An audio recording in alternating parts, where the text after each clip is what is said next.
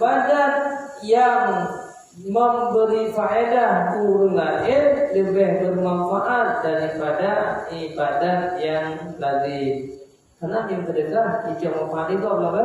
Yang wirid hanya kedua. Wa tasaddaqa sedekah dengan barang yang lebih daripada kebutuhan. Jadi saya sadar diri dah.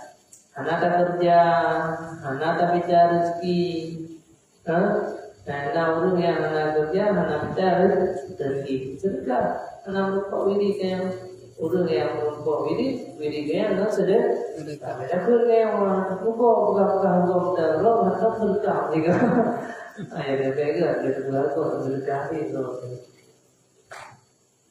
Yang lebih hebat daripada wirid dikatakan karena ibadat yang memberi faedah urang lain lebih bermanfaat daripada ibadat yang lazim. Karena yang sedekah ijama fardhu apa? Yang wirid hanya kedua. Karena budaya lebih sih budaya yang ahli ibadat apa? Ibadat punya sedekah. Jadi silakan pilih, silakan hidup, silakan pilih untuk jalan saya untuk dorong ke Allah. Itu Nabi yang dari baca Quran dari hidup yang pasti kalkulator tu. Mesti lagi ya.